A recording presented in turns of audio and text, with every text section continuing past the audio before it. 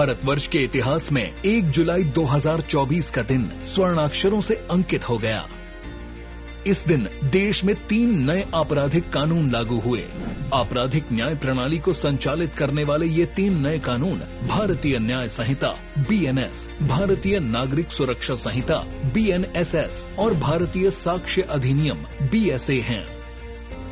किसी भी स्वतंत्र देश में लागू कानून वहाँ की भौगोलिक परिस्थितियों, सामाजिक न्याय की आवश्यकताओं और वहाँ की संस्कृति के अनुरूप होने चाहिए। इससे पहले देश में लागू IPC, CRPC और भारतीय साक्ष्य अधिनियम अंग्रेजों द्वारा बनाया गया औपनिवेशिक कानून था, जो दंड देने की अवधारणा पर बनाया गया था और इनका मूल उद्देश्य औपनिवेशिक शासन को बनाए रखना, भारतीय संसाधनों पर नियंत्रण रखने के साथ लोगों में राजकाज के प्रति भय बनाए रखना था। वर्तमान 3 नए कानून दंड आधारित न होकर न्याय आधारित हैं। भारतीय न्याय संहिता में महिलाओं और बच्चों के विरुद्ध होने वाले अपराध को प्रारंभ में ही विधान किया गया है, जैसे किसी भी स्त्री को प्रलोभन देना, अपनी पहचान छुपाकर शादी का झांसा देकर यौन शोषण करना बलात्कार की श्रेणी में शामिल है और इनके विरुद्ध होने वाले दंड का विस्तार से वर्णन किया गया है, जो नए कानून की मंशा को परिलक्षित करता है। माननीय प्रधानमंत्री जी की अगुवाई में भारत के आपराधिक न्याय प्रणाली को इन 3 नए कानूनों के माध्यम से पूरी तरह से बदलने का प्रयास किया जा रहा है। नए कानूनों में कई अहम जरूरी बदलाव भी किए गए हैं, जैसे 124A राजद्रोह की धारा को समाप्त कर धारा 152 जोड़ी गई है, जो भारत की संप्रभुता, एकता और अखंडता को खतरे में डालने वाले कारणों से संबंधित है। इन 3 नए कानूनों को विवेचना में वैज्ञानिक और तकनीक के सभी पहलुओं को ध्यान में रखते हुए बनाया गया है। घटनास्थल की वीडियोग्राफी और फोरेंसिक जांच को अनिवार्य किया गया है। इसमें आतंक और आतंकवादी कृत्य को विस्तार से परिभाषित किया गया है। संगठित अपराधियों एवं माफियाओं को सजा दिलाने के उद्देश्य से विटनेस प्रोटेक्शन स्कीम लागू की गई है।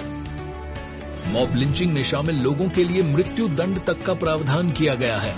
नए कानूनों में सामुदायिक सेवा के दंड को जोड़ा गया है, जिसमें क्षुद्र अपराधों के लिए सामुदायिक सेवा के दंड की व्यवस्था की गई है। उत्तर प्रदेश पुलिस प्रशिक्षण निदेशालय द्वारा उत्तर प्रदेश पुलिस को इन 3 नए कानूनों से जनमानस को सुरक्षा एवं न्याय प्रदान करने के लिए प्रशिक्षण प्रदान किया गया।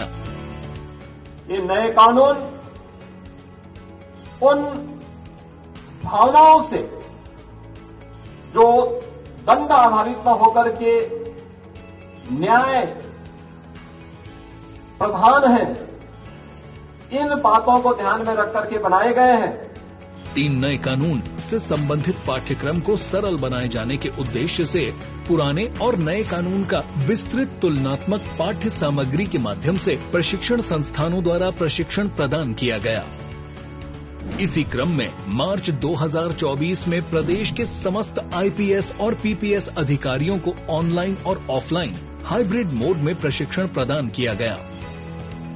नवनियुक्त 8,641 उप निरीक्षक नागरिक पुलिस को 2 सप्ताह की अवधि का प्रशिक्षण अलग से कराया जा चुका है। नए कानूनों का प्रशिक्षण प्रदान करने के लिए 600 से अधिक मास्टर ट्रेनर तैयार किए गए, जिसमें अभियोजन अधिकारी, निरीक्षक और उप निरीक्षक शिक्षक शामिल हैं। भारत सरकार की तरफ से वहाँ भी हमारे अधिकारी जाके पहले मास्टर ट्रेनर्स हम लोगों ने ट्रेन कराया। उन लोगों ने आके कालांतर में चीजों को ट्रेन किया। यहाँ पे जो विधि विशेषज्ञ हैं, सब्जेक्ट मैटर के जो एक्सपर्ट्स हैं, उन्होंने इसी मुख्यालय में सभी अधिकारियों को ट्रेनिंग दी। मिशन कर्मयोगी के अंतर्गत प्रचलित आई गॉट पोर्टल पर उपलब्ध प्रशिक्षण सामग्री से भी प्रशिक्षित किया जा चुका है। 3 नए कानून से संबंधित सरल और प्रभावी ढंग से हिंदी में लगभग 10-10 मिनट के 29 वीडियो तैयार किए गए। ये वीडियोस तथा समस्त प्रशिक्षण सामग्री उत्तर प्रदेश पुलिस प्रशिक्षण पोर्टल पर अपलोड किए गए हैं। सभी जनपद के समस्त थानों, पुलिस अधिकारियों के कार्यालयों और जनपदीय न्यायालयों के साथ अन्य प्रमुख स्थानों पर नए कानून विषयक पैम्फलेट चस्पा किए गए। उत्तर प्रदेश की जनता को सुरक्षा और न्याय प्रदान करने के उद्देश्य से न्याय आधारित इन 3 नए कानूनों भारतीय न्याय संहिता BNS, भारतीय नागरिक सुरक्षा संहिता BNSS और भारतीय साक्ष्य अधिनियम BSA से परिचय करवाने के साथ ही 30 जून तक प्रदेश के सभी बीट आरक्षियों, मुख्य आरक्षियों का प्रशिक्षण कार्य पूर्ण हो चुका है।